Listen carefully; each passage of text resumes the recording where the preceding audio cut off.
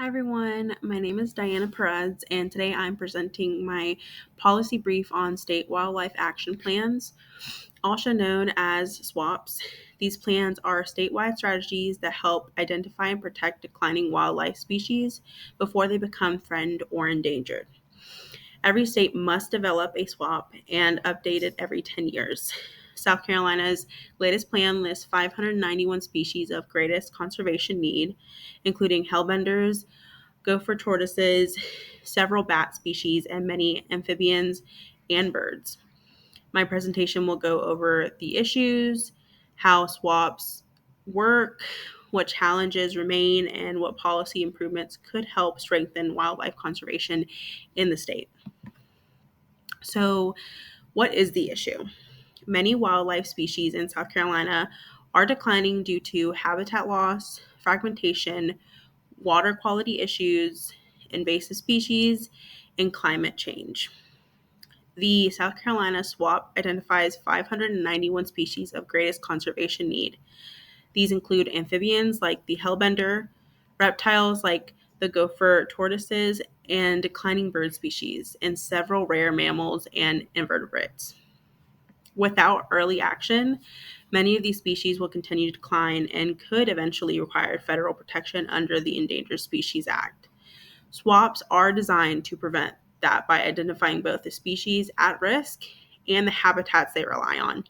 So conservation efforts can be targeted before populations reach a crisis level. So what is SWAP? State wildlife action plans are required under the federal, state, and tribal wildlife grant program. Every state and territory must develop one, and they must be updated every 10 years. These plans provide a science-based framework that identifies priority species, habitats, threats, and conservation actions. SWAPs are unique because they are proactive. They aim to prevent species from becoming threatened or endangered in the first place. They help agencies plan restoration, guide land protection, prioritize monitoring, and coordinate conservation at the state and regional levels.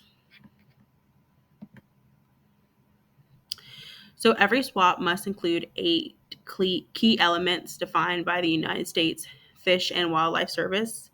These include a list of species of greatest conservation need, habitat descriptions, threats to species and habitats, conservation actions, monitoring strategies, a review schedule, public participation, coordination with partners.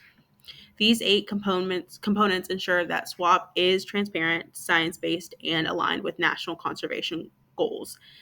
They help states identify where wildlife is declining, why it's declining, and what actions will provide the greatest positive impacts. So, how SWAP guides conservation? SWAPs are not just planning documents. They drive real conservation work. So in South Carolina, SWAP prioritizes guide longleaf pine restoration, amphibian and bat monitoring programs, stream habitat assessments, and land protection declines made by partners like Upstate Forever, South Carolina DNR, and local land trusts.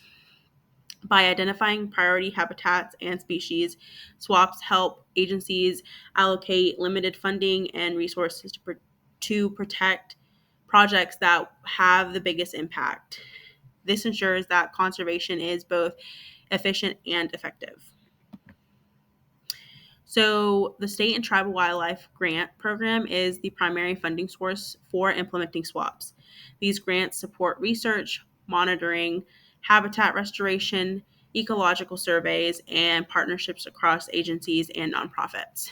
Nationwide, over 12,000 conservation projects have been supported through the SWG. Despite its importance, SWG funding has remained far below what it is needed to address widespread species declines. Without stable, increased funding, states struggle to fully implement their wildlife action plans. So, what are the challenges? Despite their value, SWAPs face many challenges. Limited and inconsistent funding slows down progress. Rapid development important fragments important habitats. Climate change brings rising temperatures, increased flooding, and shifting species ranges, and many agencies lack the long-term monitoring capacity to track species effectively.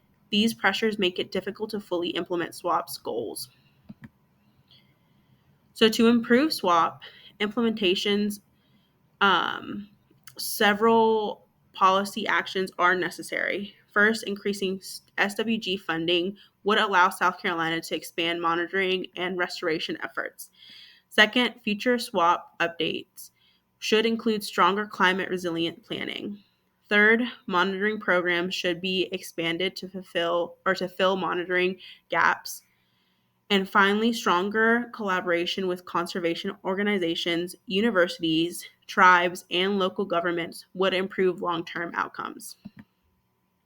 So, in conclusion, state wildlife action plans are one of the most effective tools we have for preventing wildlife declines before species reach endangered species. They protect 591 species in South Carolina alone and guide restoration, research, and land conservation across the state. Strengthening SWAPs through funding and collaboration will help protect biodiversity for future generations to come. Here is my references, and that is all I have. Thank you so much.